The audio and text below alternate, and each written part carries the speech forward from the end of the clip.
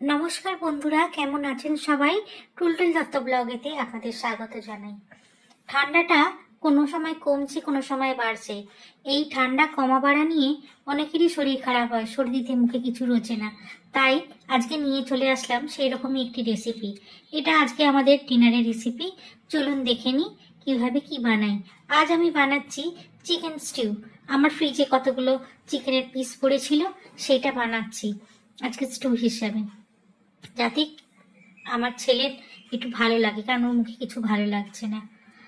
এখানে আমি একটি প্রেসার কুকারেতে দুটো তেজপাতা, একটু জিরে ফোড়ন দিয়ে দিলাম সাদা তেলেতে। এবার অল্প গোটা গোলমরিচ, গোটা গরম মশলাও তার সাথে ফোড়ন দিয়ে দিলাম।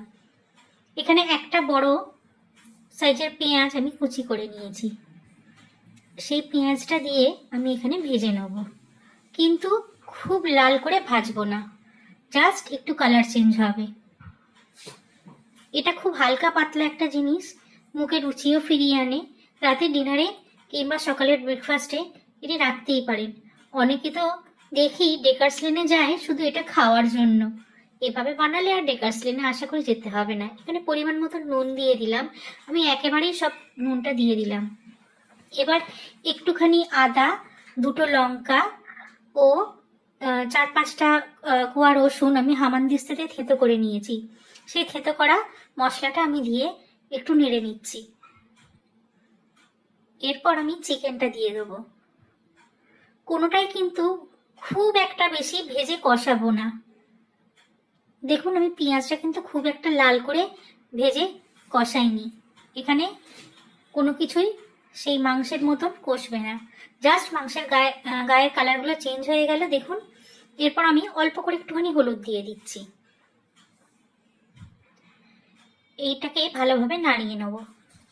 নাড়িয়ে ওই হামানদিস্তে ধোয়া জলটা দিয়ে দেবো, যাতে না মশলাটা পুড়ে যায়।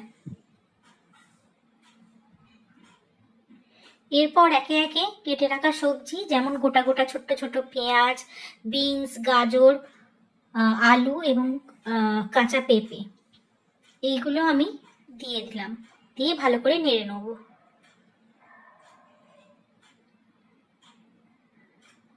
যেহেতু এটাই আমাদের ডিনার, সেহেতু আমি এখানে আমাদের বাড়িতে এটাই খেয়ে আর কি ডিনারটা সারে। হয়তো তার সাথে একটা কি দুটো রুটি কেউ খায়। এবার পরিমাণ মতন জল দিয়ে দিলাম।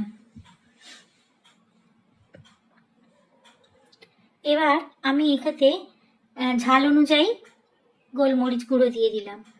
বাচ্চাদের জন্য করলে বুঝে দেবেন। এখানে আমি একটা বড় টমেটো 4 ফালি করে দিয়ে দিলাম। আমাদের যেহেতু এই ঝোলটা একটু বেশি খায়, সেহেতু আর একটু জল বাড়িয়ে দিলাম। এরপর আমি প্রেসারের চাপাটা বন্ধ করে দিয়ে সিটি দিয়ে দেবো। আমার এই প্রেসারটাতে 2টো সিটি লাগে, আপনাদের অনুযায়ী আপনারা করবেন। 2টো সিটি হয়ে যাওয়ার পর, প্রেসার নামার পর আমি খুললাম। দেখুন, এখানে আমি 1 চামচ বাটার দিয়ে দিলাম। রেডি একেবারে আমার চিকেন স্টিউ। অতি সুস্বাদু, এভাবে করে খেয়ে দেখবেন, আশা করি ভালো লাগবে। এবারে দাঁড়ান, আমি সার্ভ করেছি, এবার খেয়ে দেখি কেমন হয়েছে।